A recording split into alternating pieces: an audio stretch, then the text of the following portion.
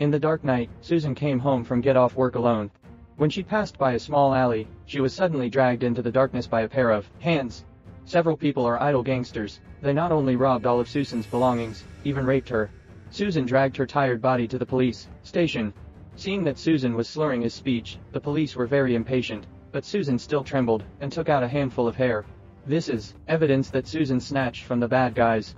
The police took the evidence and tossed it aside. The police also said that Susan was clearly seducing others by wearing leggings on such a cold day. The policeman's words hurt Susan's heart. Susan immediately got up and left the police station. At this moment, in Susan's eyes, there is no difference between the police and those bad guys. But when Susan came home, one of the villains had quietly come to Susan's home according to the address on the ID card. The bad guys raped Susan again.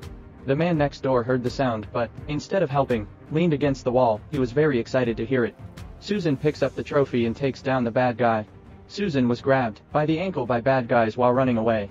In desperation, Susan picked up a shard of glass and slammed it hard into the villain's throat.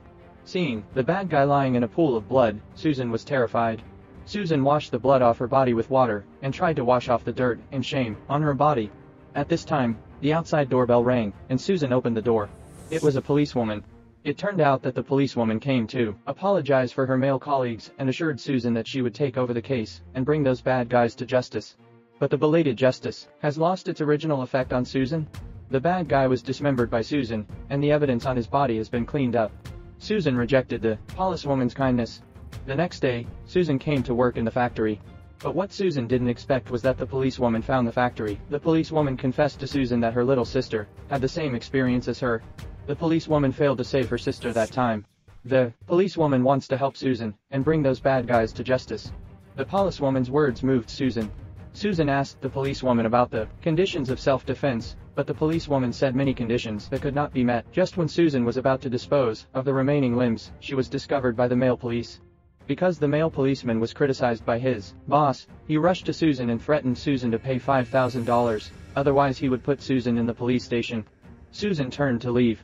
The male policeman grabbed Susan's hand, and the bag in Susan's hand fell off, revealing the contents of the bag. The male policeman squatted down to check, but was taken aback by what was inside. Before the police could react, Susan quickly turned around and ran away. The police quickly blocked Susan. The policeman punched and kicked Susan, and the policeman accidentally dropped the gun. Susan was beaten back again and again. Just then, Susan touched the pistol on the ground. But the policeman was fearless at the moment, and still verbally humiliated Susan, because he concluded that Susan would not dare to shoot.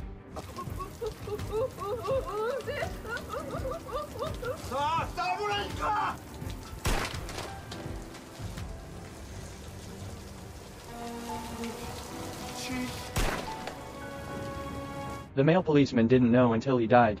Susan used to be an excellent shooting champion. Because of a car accident, Susan's brain was severely damaged and became what it is now.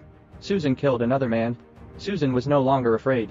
Since the law cannot punish perpetrators, Susan must use her own power to eradicate all evil. At this moment, the policewoman suddenly called, which was the only warmth Susan felt. The next day, Susan came to the police station to cooperate with the investigation. However, in the process of taking notes, Susan saw the man who raped her that night. Susan learned from the police file that the villain turned out to be a police informant. This also means that even if Susan comes forward to accuse, the police will not arrest him. To make this scumbag pay the price, he can only do it himself. Susan knew that if she wanted to take revenge on these scumbags, she could only rely on her own strength. So Susan quietly followed the bad guy back to the residence, and then broke into the bad guy's room directly.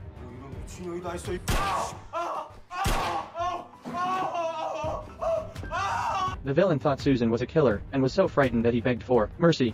Until the last moment, he didn't remember who the girl in front of him was. Susan didn't talk nonsense and shot the bad guy dead. At this time, the police also found the bodies of several victims. Through on-site inspections, they found that all the victims died of gunshot wounds, and the gun was held by the male police. The female policeman realized that Susan was involved in a major crime, but she didn't say anything, but came to Susan's house alone. Here, she found a diary, which recorded the whole process of Susan's revenge on the bad guys. At this moment, the policewoman was suddenly knocked out by Susan, and was tied up when she woke up. But Susan didn't mean to hurt her, she just did it so that revenge would not be hindered. Susan came to a bar, and the man in front of her was one of the villains who raped her. She ushered the man into the box and shot him in the thigh. The man struggled to get out of the private room, and Susan shot him in the other leg. Susan wanted to make the bad guy feel the pain too. Just when Susan was about to deal with the bad guys, the policewoman rushed to the scene with a large number of police officers. The policewoman advised Susan not to do wrong things. As long as Susan puts down her weapon now, she can turn back. Bad guys can be handed over to the law to punish, but at this time Susan can no longer turn back. After being raped by these bad guys, Susan's heart is dead. 안 돼요. 지은 씨, 살아야지. 살아서 세상에 얘기해야지. Under the persuasion of the policewoman, Susan chose to put down the weapon in her hand. But at this moment, the bad guy suddenly pulled the trigger from behind, and Susan fell to the ground. Seeing this scene, the policewoman was completely stunned. The policewoman couldn't believe this would happen. At this time, the policewoman shouldn't have persuaded Susan to put down her weapon. Bad guys like this shouldn't be punished by law at all.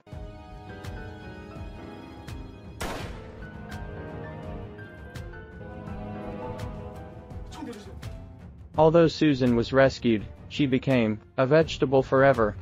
The bad guy just has a badly damaged heart, and desperately needs a heart transplant.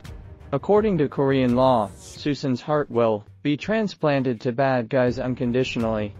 The policewoman couldn't accept such an ending. She chose to unplug Susan's oxygen mask, which was the last thing she could do for Susan.